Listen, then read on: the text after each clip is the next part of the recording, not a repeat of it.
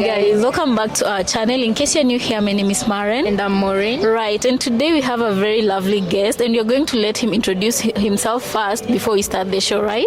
Yeah, what's going on, guys? I go by Shamgoesglobal.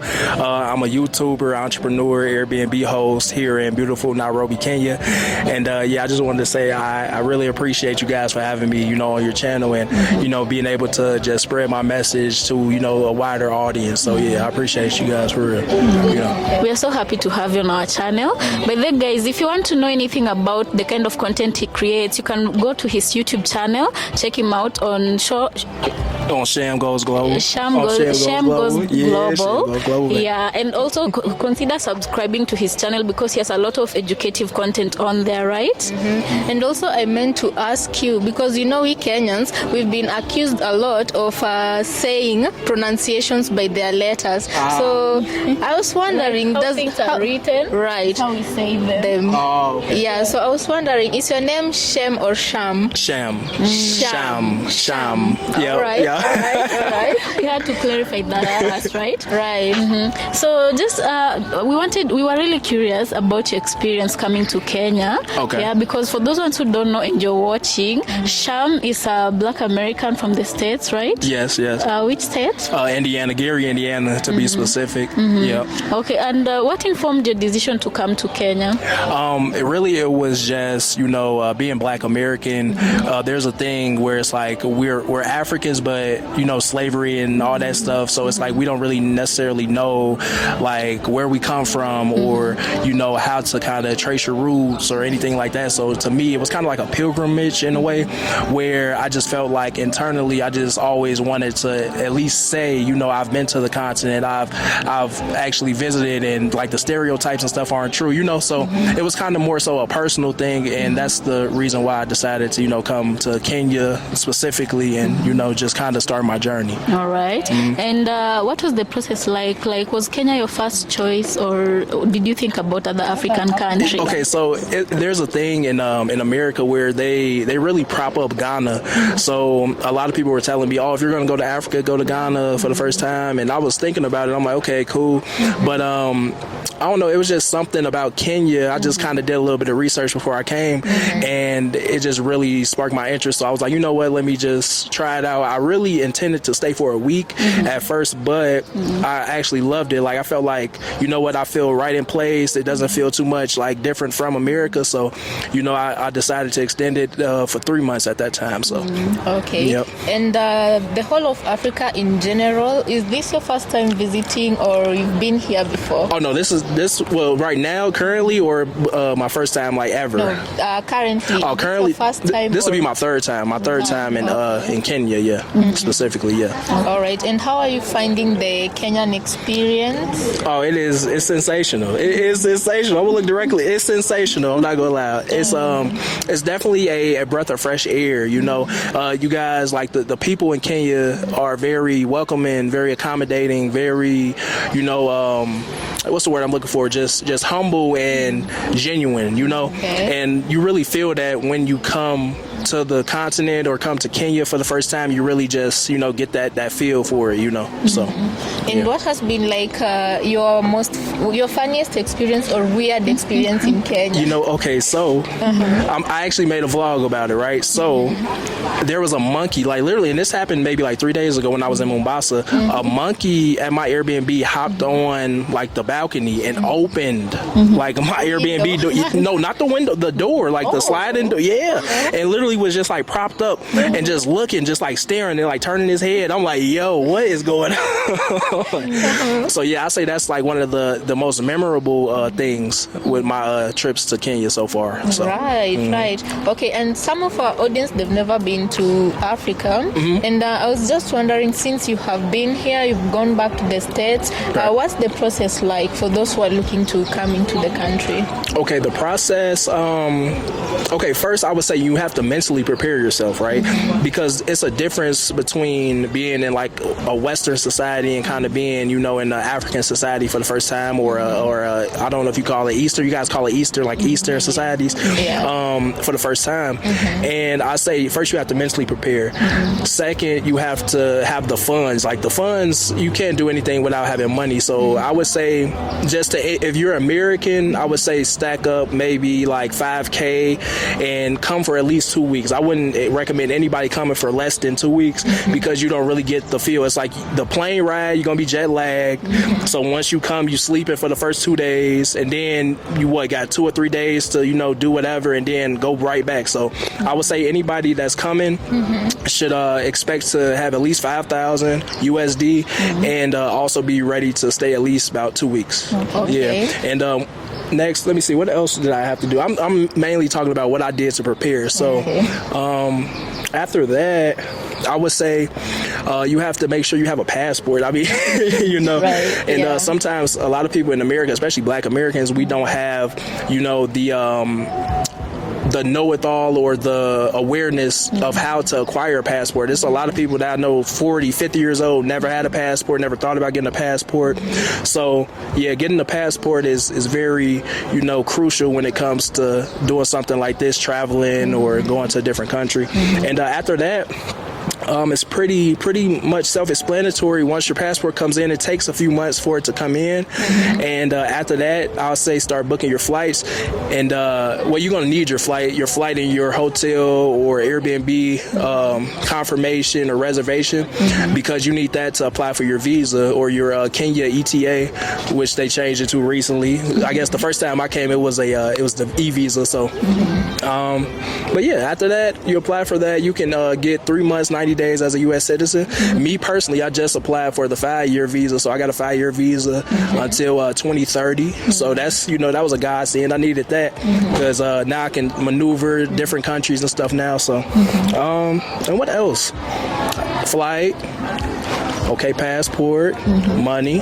That's it. I'll say that's about it. And would you say, okay, for some people, I think they normally think that the process is challenging or too expensive to go through. What would you tell them? I would say go on YouTube. Like I know I've made a video on how to get like your passport or how to get your ETA, visa, whatever. And I'll just say, YouTube is really like a free source for anybody that wants to know any type of information. You can just go on there, look up whatever you want to, know, and then it'll be right there for you. So, yeah. And in terms of economy, is a place like Kenya a place that Black Americans or Caribbeans can consider investing? Oh, absolutely. Yeah. Like I was telling you guys, I have an Airbnb property in Kilauea now, and it's been very lucrative. I had it since last July. And it's definitely a place where I can say if you wanted to like grow your money and you don't want to like take on the biggest burden of $100K USD to get like some hole in the wall place, you could come out here and get 1 or 2 decent, places. So I say the economy here is up and coming, and I can see it flourishing within the next 5 to 10 years. And I'm talking about on a global scale. So yeah. And how was the process for you to set up your Airbnb business? Because other people normally complain of starting is where the problem usually is because of corruption here and there. Yeah. I would say definitely get a good lawyer. A good lawyer. Get a lawyer, right? Yeah. Get a good lawyer. You need, I believe, KRA PIN and stuff like that. So I would say just do your due diligence on like I was telling you guys before, YouTube is a great source to just find that type of information out. And I would say they also have a lot of developments out here, and that's something that you guys will know or find out when you come. A lot of places right now we're in 2025, but they have a lot of plans that will be done 2027, 2028, and they put you on payment plans. So, it's kind of easy to get your foot in the door. So I say just, do your due diligence, your research, and you should be fine. Okay. Yeah. And what would you tell Black Americans who, this thing that they normally say, social media and real life, I feel like to some extent it's slightly different. So what would you say? I don't know if you've ever heard about some people saying that between Africans and Black Americans there's normally a disconnect, or I don't know if you've heard people say that Africans hate Black Americans or vice versa. Would you say you've gone through that? Okay, me personally, I know exactly. I know the stereotype you guys are talking about, and just me personally, with my experiences in life, I have never, had any bad interactions with Africans on the continent or in America. I feel like it's a thing where, if I'm gonna be honest, and candid. It's like a. What's the word I'm looking for? They pit us against each other, the powers that be. So it's like they'll prop up a certain group of people. Say, for instance, a lot of Nigerians and stuff are in America. They'll prop them up, give them certain positions of power, this, and kind of make it to where it's like a conflicting thing. I don't really know how to describe it. I would say, me personally, though, I don't have any issues. I mean, obviously, you see, I'm here, I'm in Africa, I'm, doing what I do. So, I feel like we're all the same, we're all somehow, some way, connected. So I don't have any issues with any Africans on the continent or in America, so. Yeah, that's exactly what we usually also tell our audience. We usually tell them, for those who can afford it, they should come to Africa and experience that for themselves, because even us living here in Africa, it was our first time knowing that there's such a thing that Africans hate America when we started being on social media. Right. Because before then, we didn't know there was some kind of hate between the two of us. The stereotypes are there. Yeah. So and that leads me to my next question. What do you think can be done to mend or bridge the gap between African Americans and Africans, or between Africans and diasporas? Okay, so to answer that question, I would say the easiest way is for more African Americans to come to the continent. Like, I feel like we're kind of accustomed to, Africans. We have a lot of African, like, food shops and a lot of West African, let me put it like that, West African food spots, like, the Jolloffs and all that. They sell all that type of stuff. So I say a lot of African Americans just have to come to the continent in order to, experience the love and the, camaraderie that the Africans actually have for us, because I've had really nothing but great experiences being out here in Kenya. So, I just say, you got to take that step. That's all it is. Yeah. And on that subject about food, a lot of foreigners usually complain about Kenyan food because they say that West African food is quite flavorful.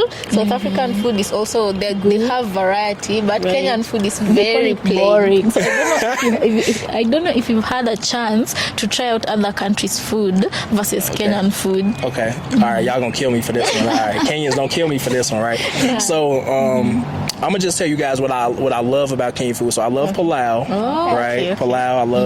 I love. Would you guys say samosas? Is something for you? Okay. I love samosas, right? I love surprisingly ugali and chapati, right? And was it choma? Is it choma? Yeah, I like choma as well, and like curry gold, all that type of stuff. But when I say like the traditional foods, I say palau is like my number one go-to. But other countries' food, like I've tasted Jamaican food, like jerk chicken. Yep, jerk chicken. I gotta go back to Jamaica. Jerk is something else. But I put Kenya somewhere in the mix. Somewhere in the mix. You're the first foreigner whom I've heard saying that they like ugali, because other foreigners, especially white people, they usually say that it is too heavy for their stomach. So you're a true son of the soil. Right. So I don't know if there's any other experience you'd like to share with our audience. I've had a lot of experiences here. Y'all can probably edit this out. I'm really thinking right now. Because, like, I've been here 3 times so far, so there has been a lot of things that I've experienced. I just say, like, the fact that there's always something to do. I feel like I went go-karting, I done been to, the beaches. It's like basically anything that you want to do, you can do either in Nairobi or just in Kenya, period. So, I feel like there's a lot to do, and a lot of memories that I've created that I'll always remember. And, And did you say you've had any issues of insecurities? When it comes to what exactly? In general, like, would you say you feel safe being in Kenya, or is there some maybe concern? Okay, all right. I'm gonna be real, right? You want me to be real? I love Nairobi, but I'm about to do it, y'all. I'm about to do it. It's okay. Mombasa. Mombasa, y'all be on some other stuff. I'm not gonna lie. And what I mean by that is, there's always some type of I don't want to call it scam-y. It's a weirder vibe out there than it is here. Here it's more like calm, like everybody's chill, cool, and it's like a city vibe. There it's like, especially with the Ubers, I'm gonna pause real quick, but especially with the Ubers, it's like, hey, how much they told you? No, no, you need to give me more because no, you go farther than you know, it's stuff like that. But I say just overall, Kenya it's okay. I don't really have anything bad to say besides just like the sometimes overcharging on things, and you know. But other than that, you know, it's amazing. So yeah. Okay, so Marian, any other thing you want to add? No, I think that's just gonna be it for today. Hopefully we can get to link up another time. Yeah, for sure. And I'm sure most of our audience will have a lot of questions, especially the ones who are looking to come into the country for the first time. Right. So guys, you can go check out Sham Goes Global. on YouTube and also on Instagram, right? Yep, absolutely. Yeah, so just tell them where to find you. All right, you guys can follow me at shamgoesglobal and shamgoesglobal _ on Instagram. I do YouTube vlogs, lifestyle, all that type of stuff. So, you know, I do a lot of lit stuff. I'm gonna put it like that. A lot of lit content coming soon here in beautiful Nairobi, Kenya. So, yeah, y'all stay tuned for that. All right. So, guys, I think we're going to be ending the interview here. Yeah. And hopefully you can get to link up again. Absolutely. Right. I love that. And I hope you have a lovely time in Kenya. All right, you too. Well, not you too. What am I saying, y'all? You too. You know, y'all know they be like, oh, you enjoy your food? Yeah, you too. Oh my goodness. Okay, nah. I appreciate you guys for the hospitality, and I appreciate, you know, the opportunity for being on you guys' channel. You guys are doing an amazing job. You know, and we really, I put it like this, as a Black American, just watching your channel, it's really like fulfilling and refreshing to see, you know, young ladies from the continent that are basically kind of standing with us in our fight, and you know, and we just, you know, I salute you. I'm gonna put it like that. I salute you, and yeah, keep doing what you're doing. Thank you so much, and thank you also for coming to our channel and for gracing our audience with your presence. Absolutely. We appreciate you so much. Right. So, guys, we're gonna catch you on our next episode. Consider subscribing if it's your first time here. Also, let us know what you think about this episode on the comment section, and let's catch you on the next. Asante sana.